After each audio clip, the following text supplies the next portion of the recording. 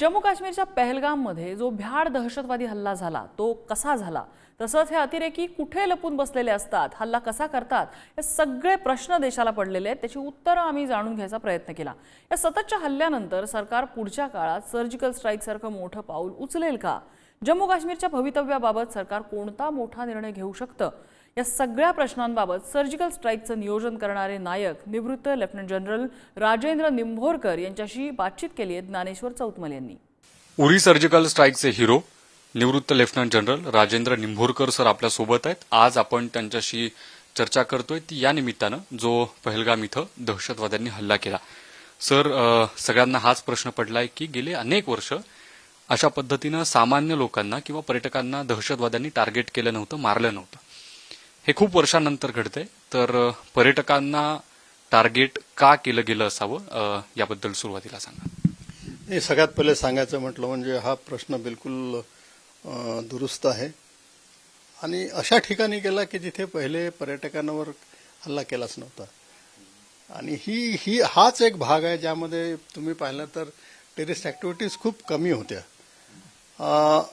तर त्यामुळे असं वाटतं की यांना बेसिकली काय झालं की आर्टिकल 370 हे संपल्यानंतर असं वाटायला लागलं होतं की पूर्ण नॉर्मल्सी झाली आहे. म्हणजे तुम्ही पहा 2019 ते 2024 टेररिस्ट ऍक्टिव्हिटी बऱ्यापैकी कमी झाल्या. एकटा दुसरा होती. म्हणजे त्यामुळे मला वाटतं टेररिस्टनं असं दाखवायचं होतं की everything is not all right, म्हणजे आम्ही सध्या कंट्रोलमध्ये आहेच. आणि दुसरं आर्टिकल 370 मध्ये काय आहे की सगळ्यांनी कोणी येऊन इथे बसू शकतो, हे करतं. ते त्यांना दाखवायचं होतं इथे बिगर मुस्लिम इथे कोणी यायला धजावलं नाही पाहिजे, म्हणून ते एका प्रकारची धमकी होती. आणि दाखवायचं होतं की हे बाकी सगळ्यांना आम्ही इथे खपवून घेणार नाही. हीच तारीख का? तर असं असू शकतं की व्हाईस प्रेसिडेंट युनायटेड स्टेट्सचे आले मिस्टर वान्स, तर त्याच्याबरोबर ही एक घटना जुळवायची ही एक शक्यता असू शकते. पूर्णपणे नाही, पण असं वाटू शकते की आधी झाली असती, नंतरही झाली असती. पण तुम्ही जर बघितलं आधी तर असाच एक छटीसिंगपुराला एक किस्सा झाला होता, ज्यावेळेस 36 सिख मारले होते. तेव्हा चे इम्पॉर्टंट आपले प्रेसिडेंटच आले होते इथे आणि त्यांना दाखवायचं होतं तसं. किंवा आपलं इथे दिल्लीमध्ये पण मागच्या काही वर्षात जेव्हा इथे शाहीनबाग प्रकरण वगैरे झालं होतं, तर कोणत्या ना कोणत्या व्यक्तीशी ते जुळल्या गेलेलं आहे. मोदी बाहेर गेले, त्यांच्याबरोबर हे जुळवणं मला नाही वाटत एवढं शक्य असेल. पण त्यामुळे असं वाटतं की हे व्हाईस प्रेसिडेंट यांचे अमेरिके त्यांच्याबरोबर जुळवायचं म्हणून या तारखेला त्यांनी करायचं ठरवलं असू शकते. या निमित्तानं आता प्रश्न असा उपस्थित होतो की सरकारनं काय निर्णय घेणं अपेक्षित आहे किंवा सरकार आत्ताच्या या क्षणाला काय करू शकतं? असं बघायला पाहिजे आपण मागचे किती इन्सिडेंट झाले, तर 2019 तर खूप कमी झालेले आहेत. ही एक दुर्दैवाची गोष्ट आहे की खूप सारे आपले सिव्हिलियन्स मृत्युमुखी पडल्याचं व्हायला नको होतं. पण ऑन ग्राउंड अशी सिच्युएशन आहे आता की आपण पूर्ण कंट्रोलमध्ये आहे. आणि एखादा जर करायचा असलाच असा जो इन्सिडेंट, तर मग बॉम्बेला पण झालं होतं. बॉम्बे तर खूप आतमध्ये होतं. Bombay peaceful, Maharashtra peaceful state होती, त्यामध्ये पण होऊ शकतं. जर कोणाला करायचंच असलं तर कधीही काही होऊ शकतं. पण तुम्ही जर स्टॅटिस्टिक बघितले तर इतक्या दिवसात म्हणजे जवळपास 6 वर्ष झाले खूप कमी ऍक्टिव्हिटी. काश्मीरमध्ये काय झालं? काहीच नाही झालं. तर त्यामुळे आपल्याला असं वाटायला की आपण मरगे लूट गया. आपण सध्या स्थितीत ठीक आहे. आणि काय ऍक्शन घ्यायची, तर असं म्हणणं की पाकिस्तानविरोधात जाऊन आपण त्यांना मारायला पाहिजे वगैरे, मी या मताचा नाही आहे. की पाकिस्तानबद्दल का? पाकिस्तान स्वतः म्हणते आम्ही काही केलं नाही. तर मग जर त्यांनी म्हटलं असतं तर दुसरी गोष्ट होती, एक कारण होतं आपल्याला. तर ते म्हणतं आम्ही नाही केलं. मग आपल्याजवळ काय आहे टार्गेट, की ज्या लोकांनी ही हिंसा केली त्यांना जाऊन मारायचं. मग आपल्याजवळ जेवढ्या इंटेलिजन्स आहे, जेवढ्या खबरी आहेत, जेवढे सोर्सेस आहेत, जेवढे त्यांची आपली मदत घेऊन आणि आपलं पूर्ण माइट पॉवरफुल जे आपल्याजवळ सगळे रिसोर्सेस आहेत, ह्युमन रिसोर्सेस, त्यांना वापरून हे जे आतंकवादी आहे यांना एलिमिनेट करायचं. मला वाटतं सध्या हीच बेस्ट एक टॅक्टिक्स राहील. तर लोकांना माहिती आहे की आपल्याला जर यांनी काय केलं तर यांना आपण इमिजिएटली खतम करू टाकू. आणि दुसरी गोष्ट लोकांना हे सांगायला पाहिजे की आता एवढी आज जास्त म्हणजे थोडीशी स्ट्रेंथ वाढवून किंवा आर्म फोर्सेस तिथे जास्त डिप्लॉयमेंट करून सांगायचं की आम्ही सक्षम आहे तुम्हाला तुमचं रक्षण करण्यात आणि तुम्ही येऊ शकता. ही एक गोष्ट झाली. आता पुढे होऊ देणार नाही. म्हणजे तेवढी त्यांना लोकांमध्ये हे आलं पाहिजे, कॉन्फिडन्स आला पाहिजे. कारण की याच्यानंतर पुढे अमरनाथ यात्रा आहे. हा रस्ता एक रस्ता इथूनही जातो बैसुरन व्हॅलीमधून, एक रस्ता बालटालमधून जातो.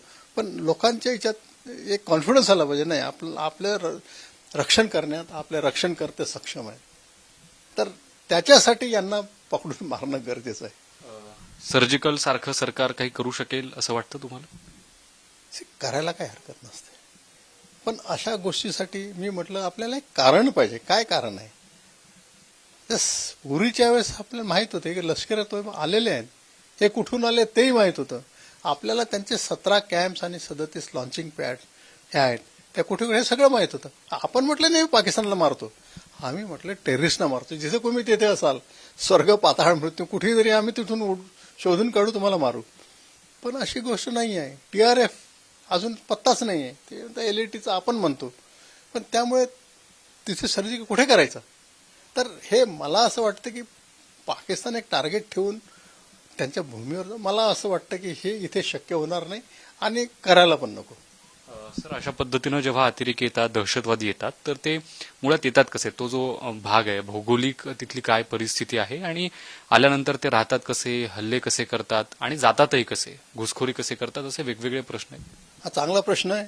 लोकांना माहीत असायला पाहिजे. आपल्याजवळ जवळपास 500 किलोमीटर लाईन ऑफ कंट्रोल आहे जी जम्मू अँड काश्मीरला करते. जम्मू भागात 270 आहे आणि बाकीची काश्मीर भागात आहे, श्रीनगर भागात आहे.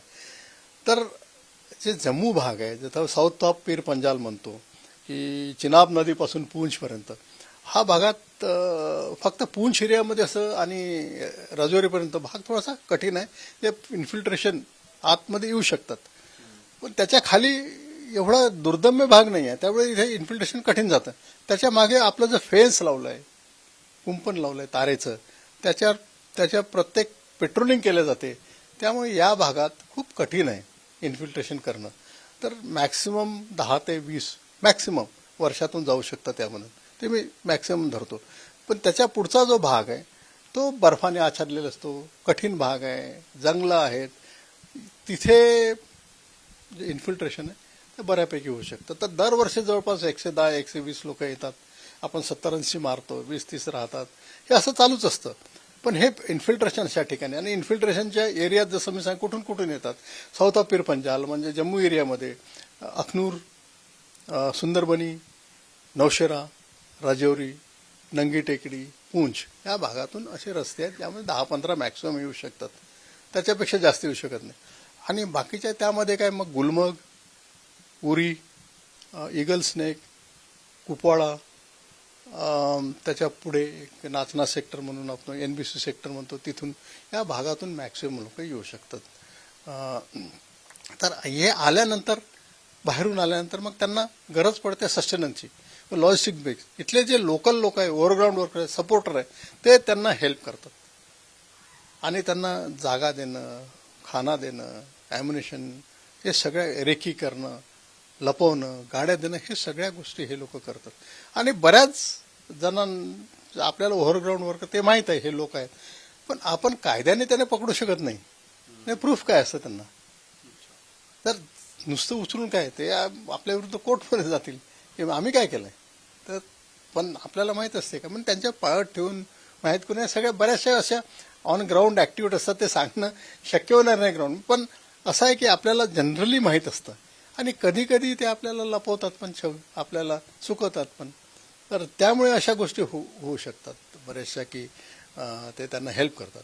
म्हणजे इन्फिल्ट्रेट करणं, त्यांना लपवणं, त्यांना हेल्प करणं, त्यांना लॉजिस्टिक सपोर्ट देणं, त्यांना रेकी देणं आणि बाकीच्या काही महत्त्वाची हेल्प करणं, ह्या सगळ्या गोष्टीहून मग एक टार्गेट सिलेक्ट केला जातं आणि हा टार्गेट मग अशा ठिकाणी त्याचा वापर होतो आणि एक घटना घडल्या जाते.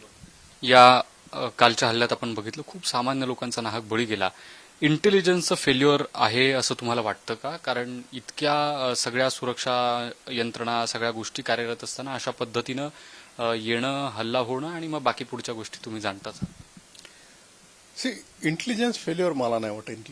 इंटेलिजन्स फेल्युअर म्हणजे काय, आता माहित आहे सगळं. आपण म्हटलं की मी जर इंटेलिजन्स हेड असतो तर मी सांगितले हल्ले होणार आहे, सगळ्यांना सांगितलं. मग मी माझे असं वाटलं मी सांगितलं बाबा हल्ले होणार आहे, मग त्यामध्ये it is not a intelligence. मग आता हे सगळ्यांनाच माहिती आहे हल्ले होणार आहे, तर एक्झॅक्ट इंटेलिजन्स कोणत्याच गोष्टीचं खूप कमी असतं, खूप कमी वेळेत मिळतं. मग आता हल्ले इथे होईल कुठे होईल काय, ते तिथले लोक असतात ते केअरफुल राहतातच. आणि आर्मीचं एक वेगळं इंटेलिजन्स असतं, IB असतात, पोलीस असतात. तर या याच्यामध्ये एक हे 3-4 लोक येणार, कुठे कुठे काय करणार, यामध्ये इंटेलिजन्स फेल्युअर मला असं बिलकुल वाटत नाही. आणि जसं म्हणजे आपण म्हणतो असं कारगिल वॉरमध्ये आपल्याला माहितच नाही त्या गोष्टीवर इंटेलिजन्स फेल्युअर. इथे कसं काय माहीत असणार आहे की इंटेलिजन्स फेल्युअर झालं? रोजच आपण इंटेलिजन्स गॅदर करत असतो, कुठे माहीत होतं कुठे माहीत होत नाही. पण त्यामुळे आपण म्हटलं की इंटेलिजन्स फेल्युअर झालं हे मी मान्य करत नाही. सर, सिलेक्टिव्ह किलिंग झालं यात आपण बघितलं की काही व्हिडिओही आले, धर्म विचारला गेला आणि जे हिंदू आहेत त्यांना मारलं गेलं. त्यातही महिलांना सोडलं गेलं, पुरुषांना टार्गेट करून त्यांना मारलं गेलं. तर जे सिलेक्टिव्ह किलिंग आहे त्याबद्दल काय सांगाल? काय हेतू असू शकतो? हेतू हाच म्हटला की आपण 370 ॲब्रोगेट केलं, त्याच्यानंतर त्यांना हे सांगायचं आहे की भाई आमचा अजूनही इथे दबदबा आहे आणि बाकीचे कोणीही काश्मीरी शिवाय किंवा मेनली बिगर मुस्लिम्स शिवाय आम्हाला इथे आवडत नाही. आणि म्हणून तुम्ही जर आला, तुम्ही हे यांना जर नॉन मुस्लिम बिगर मुस्लिम असला तर आम्ही तुम्हाला मारू. आणि एक मॉरलिस्टिक हाय ग्राउंड की आम्ही तुम्हाला मारतो पण बायका पोरांना हात लावत नाही, हे दाखवायचं की आम्ही आमच्यातही थोडं मॉरलिस्टिक आहे. पण तुम्ही जर आला बाकी भारतातून आणि मुस्लिम नसला तर आम्ही तुम्हाला ॲक्सेप्ट करणार नाही. ह्या एक स्ट्रॉंग मेसेज आहे, याच्यात दुमत नाही आहे. तर याच्याऐवजी आणि मग बाकी त्याच्यामुळं असं होईल की याच्या आधी 2-3 मारले की बिहारी मुस्लिम हे जे वर्कर्स आहे किंवा कुठूनही आलेले ते 2-3 मेसेज द्यायसाठी की आम्हाला हे नको आहे, म्हणजे बाकी लोक यायला काश्मीरमध्ये नको आहे, हा मेसेज स्ट्रॉंगली दिला गेला आहे. या सगळ्या गोष्टीचा काश्मीरच्या एकूण वातावरणावर आणि भविष्यावर कसा परिणाम होऊ शकतो? कारण इतक्या मोठ्या संख्येनं जेव्हा लोक मारले जातात तेव्हा आपसूक लोकांमध्ये भीती आहे, पण वास्तविक तिथे ग्राउंडवरती काय परिस्थिती येत्या काळात दिसू शकेल असं वाटतं? हे काही दिवस, 1 महिनाभर 2 महिने हे राहील. पण मला खात्री आहे की आपले जे सिक्युरिटी फोर्सेस आहे, आर्म फोर्सेस, पोलीस, हे सगळे ते पूर्णपणे कंट्रोलमध्ये असतील. तिथं आता हा एक वाक्य झाला आहे, असं व्हायला नको आहे, पण पूर्णपणे त्यामुळे आपण त्यांना सांगायचं हे सगळं त्यांच्याच कंट्रोलमध्ये, हे असं नाही आहे. हे झालं, हे व्हायला नको होतं, पण हे जास्ती लोकही परत वापस जातील आणि आपण पूर्ण कंट्रोलमध्ये आहे. ग्राउंडमध्ये बघितलं तर बाहेरून असं वाटतं इतके झालं, पण एवढं काही फरक नाही. आणि हळूहळू काश्मीरचे लोक पण, तिथले लोक पण आपल्या बरोबर यायला लागले. आणि इकॉनॉमिकली दृष्टिकोनातून आपण पाहिलं तर जे टुरिझम आहे त्याचा खूप मोठा बिझनेस आहे. टुरिझम गेलं तर त्यांना त्याच्या पोटावर पाय दिल्यासारखं असतं. ही टुरिस्ट आहे, त्यांच्या टॅक्सीज, घोडे, पिठ्ठू, गाईड, हॉटेल्स, या सगळ्या गोष्टीवर ते भरपूर पैसा कमावतात. तर ते त्यांना असं वाटत नाही कधी जायला नको. याच्यानंतर अमरनाथ यात्रा येते, त्यामध्ये अशाच बऱ्याचशा गोष्टी असतात. तर ह्या गोष्टी नॉर्मल कॉमन काश्मीरी त्याला हे सगळं टुरिझम, रिलिजियस टुरिझम सगळं पाहिजे. पण हे 1-2 गोष्टी आपण पूर्णपणे आपण त्याच्या विचार लागलो, जेव्हा टुरिस्टिझमने थोडी अजून जास्त खबरदारी, अजून जास्त लोक लावले, तर मला वाटतं सिच्युएशन आता तसंही कंट्रोलमध्ये आहे आणि परत जास्त लोकांचे मनात कॉन्फिडन्स निर्माण होईल. सर, ती भौगोलिक परिस्थिती तुम्ही सांगितली त्याप्रमाणे, तर आता काल जेव्हा हल्ला झाला त्यानंतर आता काही तास जेव्हा उलटून जात आहेत, तर हल्लेखोर पळून गेलेले असू शकतात का, किंवा काय नेमकी परिस्थिती असू शकते? त्या भागात काय गोष्टी घडणं सहज शक्य आहे असं वाटतं? आपण हाच भाग घेऊ, बैसुरन, तिथून अटॅक केल्यानंतर पळून जायचं काय? तर पळून जायला खूप मार्ग आहेत. आणि एवढं दाट जंगल आहे, एवढे माउंटन्स आहे, माउंटन्समध्ये केव्ज असतात आणि जंगलामध्ये पण बऱ्याचशा लपायला खूप जागा असतात. त्यामुळे त्यांना इमिजिएटली शोधून काढणं शक्य नाही, खूप कठीण. म्हणजे शक्य असं नाही म्हणत मी, खूप कठीण आहे. करू शकतो. आता आपण वापरत आहे हेलिकॉप्टर म्हटलं, UAVs वापरत आहे, सगळं तिथे आहे. आणि आम्ही तुम्हाला सांगू शकत नाही, बऱ्याचशा काय काय गोष्टी असतात त्याच्यामुळे आपण त्यांना पकडू शकतो. या सगळ्या लागेल तर आजकाल एवढी टेक्नॉलॉजी सॉफिस्टिकेटेड झाली आहे की आपण त्यांना, मला वाटतं की काही दिवसातच त्यांना पकडून मारू शकतो. सर, शेवटचा प्रश्न. या हल्ल्यात ज्यांचा मृत्यू झाला त्यांच्या कुटुंबियांना आणि जे जखमी झाले त्यांनाही, किंवा जे तिकडे अडकलेत ते येतीलही, अशा सगळ्याच लोकांना या निमित्तानं काय आवाहन कराल, काय सांगाल? हे मी तर एक मानतो की सर्व पहिले ही गोष्ट झाली ही चुकीची आहे आणि ज्यांचे नातेवाईक आहेत त्यांना मी असं म्हणायला पाहिजे की भारत देशाच्या वतीने त्यांनी क्षमा मागतो आणि मृतात्मा शांती देऊ. परत अशी घटना कधी घडू नये.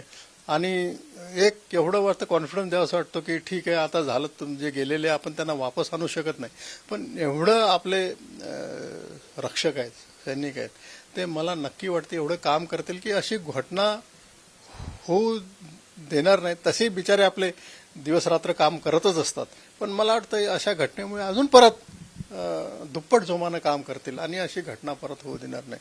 आणि एक सांगावंसं वाटतं की आपला पुढारी मराठी चॅनेल आहे, मी काल एकदा ABP माझावर नेटवर गेलो होतो, तर तिथे आपले deputy chief minister Eknath Shinde आणि चीफ मिनिस्टर देवेंद्र फडणवीस यांनी लगेच सांगितलं आम्ही सगळी मदत करू, सगळ्यांना जे काही टुरिस्ट आहे, जे काही फसले आहे, जे काही, म्हणजे असं वाटलं की आपल्या नागरिकांसाठी त्यांनी खूप मोठं मन केलं आणि ते एकदम काही करायला तत्पर आहे. असं जर शासन असलं, मी म्हणत नाही BJP काँग्रेसवर, जे तत्परतेनं आपल्या नागरिकांसाठी तयार राहतात, अशा वेळेस लोकांना वाटतं की हे आपलं शासन आहे, आपलं गव्हर्नमेंट आहे, आपलं लोक तर कधीही मदत करतील आणि असं व्हायला पाहिजे. सिमिलरली मला वाटतं आपलं भारताचं पण शासन, लगेच आपले पंतप्रधान वापस आले, ते दाखवलं की आम्ही आहे, होम मिनिस्टर गेले, तिथे गेले, आम्ही आहे, तुमच्या पाठीशी आहे, जे काय झालं व्हायला नको पण परत होऊ देणार नाही याची आम्ही खात्री घेतो आणि जे कोणी याला जबाबदार असतील त्यांच्यावर आम्ही नक्कीच कारवाई करू. या निमित्तानं सविस्तर चर्चा झाली. वेगवेगळे जे लोकांच्या मनात या निमित्तानं प्रश्न उपस्थित आहेत त्या सगळ्या प्रश्नांची सखोलपणे उत्तर आपल्याला निंभोरकर सरांकडून जाणून घेता आली. इथेच थांबूयात. व्हिडिओ जर्नलिस्ट संपत मोरे, संबित ज्ञानेश्वर चौतमल, पुढारी न्यूज, पुणे.